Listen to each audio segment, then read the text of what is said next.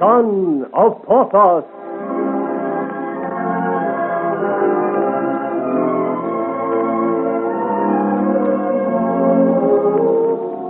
A hot summer day in 1678.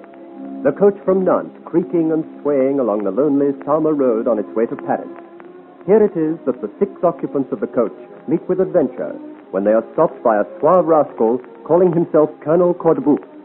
This highwayman and his band of cutthroats demand money and valuables and seem to be having it all their own way until the colonel insults the one lady passenger in the coach, the lovely Aurore de Tremblay. Immediately to Mademoiselle's defense comes Squire Joel of Loch Maria, who surprises the robber, puts his company to flight, and is ready with his great sword to avenge the lady's honor. Mademoiselle, however, begs him not to fight, and because of her, the young Breton lets his captive go free. But his mercy is misplaced, and Colonel Cordebouf repays it by firing on him before riding off. Although Joel himself takes both shots, it is Aurore who sinks to the ground with a cry of terror, and the young Breton, completely oblivious of his own wound, rushes to her side. Mademoiselle Aurore. Oh, she has been hurt. He has killed her. No, she's only fainted. Easy breathe. Mademoiselle, speak to me. What has happened? Were you hit? Oh, there appears to be no wound. I tell you, she's only fainted. If only someone had some smelling salts. With spice and pepper. Or a dash of cold water. Mademoiselle, see. She flutters her eyelids a little. Mademoiselle. Oh, if I thought that villain had harmed a hair of her head, I'd pursue him to the ends of the earth. Mademoiselle. It really is a most inconvenient spot to faint. For some reason, I've taken a dislike to this part of the road. We could leave it quickly. Oh, what is that? Oh, it looks like another coach coming towards us. I'll hail them as they draw level.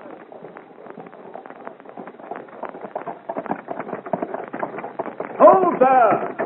Hold, whoever you are! We need help for a young lady. What is it? This young lady whom you see, she's hurt. There has been an accident. One moment. Lady, sir. I am at your orders, sir.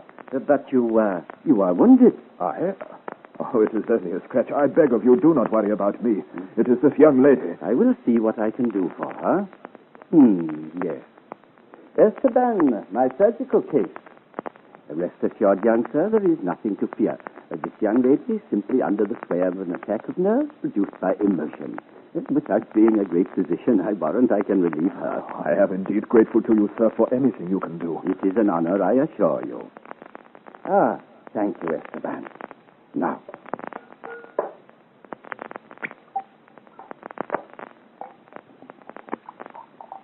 There. This calming medicine is good for affections of this nature. You will find it almost instantaneous in its result. See.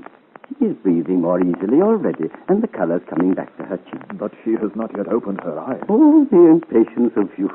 Fear not, my young friend. The lady will recover consciousness very soon now. But will you not think of having your wound attended to? Wound?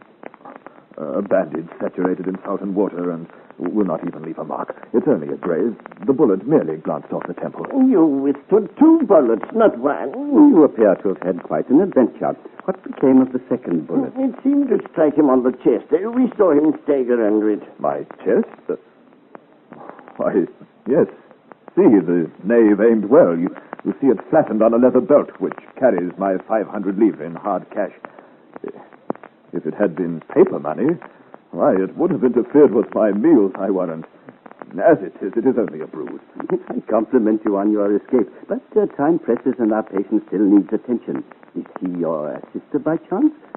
Your betrothed, by good fortune. I only know her from having traveled in her company these past few hours. Do you know her destination? I think she is for Paris, like the rest of us. Is there no relative of hers among the passengers, or was she alone? It seems so. Oh, in that case, I offer to see her on her way to safety. You mean take her away? Oh, only as far as her destination. Master Driver, where do you change horses? At the Golden Heron in Salmer. And how long does it take you to reach there? Oh, an hour at least. Then you will find your lady there. I ask your pardon, monsieur, What is it? Well, that is, if you... My young friend, surely I am not compelled to ask you by what right you interfere to oppose this act of humanity. No matter, say no more. You are young and impetuous, and I forgive you with a true heart for having forgotten that a lady is always safe under my honor. We will meet again at the Golden Heron.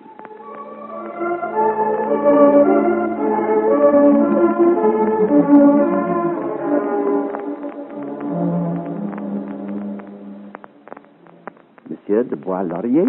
Your Reverence. Oh, monsieur, you forget I am no longer reverend. I beg pardon. You crept up so quietly on me, I was startled. I should have said, my Lord Duke. Wrong again, Bois-Laurier. Duke of Almada, I may be, but at the moment I must preserve the strictest incognito until I reach Paris. Then, Chevalier d'Herblay is my name. Chevalier d'Herblay it is. So what joy to meet here at the Golden Heron. An unexpected joy. Unexpected? And yet I think you knew I would be here. I was advised of the route you took from Spain, monsieur. I thought so. A roundabout way, but necessary. But tell me, you come specially to see me? I waited here at the Golden Heron where I thought we'd attract least attention. You did well. What news do you bring? Not good news, I'll warrant, if one may judge by the length of your face. Grave news indeed, my lord. The king's new favorite is dead. Dead? Mademoiselle de Fontaine is dead? It is true, my lord. Oh, dead and scarcely 20. A shocking thing indeed, poor girl. How suddenly death struck. And how quickly fate disposes of plans we have taken so long to mature. That a young girl's life should end so suddenly, that is shocking indeed. Give me the facts, Bois-Laurier. Mademoiselle de Fontaine was my protégée. She was to have been my ear and my mouth at court. It was I who influenced the king indirectly, as you know, to take an interest in her. Of course I know that, my lord. It meant a great deal to you to have de Fontaine as the king's favorite in place of Madame de Montespan. Indeed it did. Athanase de Montespan is no friend of mine, but come to the point, speak without reticence, and omit nothing which might enlighten me. Mademoiselle de Fontaine committed 3 mistakes. She insulted Madame de Montespan and paraded in front of her a triumph at replacing her in the king's affection. A very human failing. Secondly, she took into her service a valet who came from Madame de Montespan. And thirdly, she accepted a cup of milk from this fellow's hand and drank it at one draught when she was thirsty. So, poison, then. This is a grave accusation you make, Bois-Laurier. It is not my intention, but the general belief.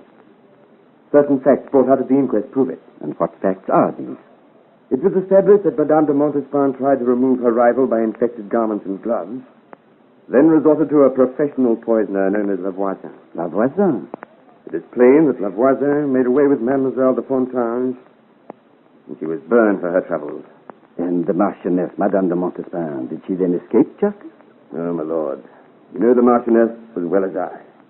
She bribed someone to arrange a meeting between herself and the king, at which she passed, as only she can do, from weeping to recrimination, and thence to a very high-handed manner. I can imagine it. It is a woman's way of conducting business, and a dangerous one.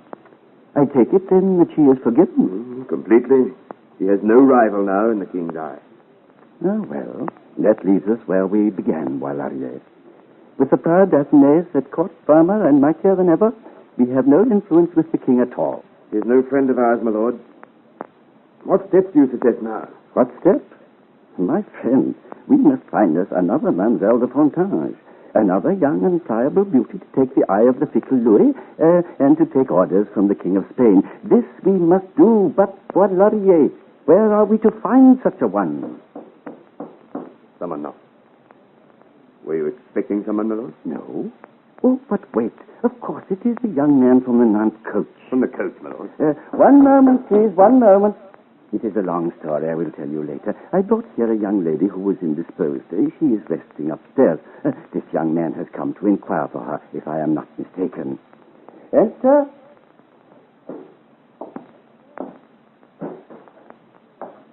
Monsieur, it is I, Joël. We do not stay here long, monsieur, and I am anxious. Can you inform me when I shall be able to see Mademoiselle du Tremblay? Immediately. See. Even the impatience of youth is rewarded. Mademoiselle is quite recovered. I'll pull the bell, and I'm sure that she'll be with you at once. She is as impatient to meet her champion as you are to see her. I thank you heartily, sir, and allow me to present my most humble and sincere apologies for a bad thought I entertained. I know you thought I had eloped with your companion. You should have had more respect for my white hair. Indeed, sir. But there is such a weight about my heart. Then it should be lifted now, my friend, for here is Mademoiselle herself. Monsieur, I have come to express my thanks to you, Chevalier, for the attention and care you gave me without knowing who I was. Dear lady, I am well repaid in seeing you so radiant and well again. And to you, Monsieur, who so gallantly defended me. Indeed, it is I who must thank you, lady. Permit me to ask one question. Your name is not unfamiliar to me. Are you by any chance related to that de Tremblay who was governor of the Bastille? He was my uncle, Monsieur, but died some time ago. I am an orphan, and it is on behalf of my younger brothers and sisters I go now to Paris, to gain for them by law what is theirs by right. Alas, we have greedy relatives, and our need is great. I wish you every success, dear lady. And may I not know your name, Monsieur, before we part? They call me Monsieur d'Herblay. And now, sir, if I am permitted one last recommendation, take Mademoiselle to the dining room and see that she eats heartily before going off on the last part of her journey. I will indeed. And now, good luck to you both. Farewell.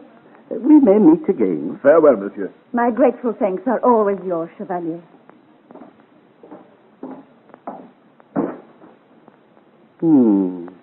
A handsome couple, Bois-Larrier. A simple lad and of such great stature. He brings to mind my old friend Porthos. Is that all they bring to your mind, my lord? How well you read my mind. No, my friend, that is not all. A lovely child, Mademoiselle de Tremblay, and gentle too. An orphan, she said. Yes, my lord.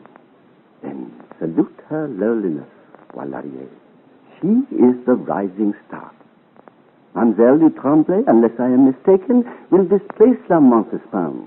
My friend, we have found the woman we seek.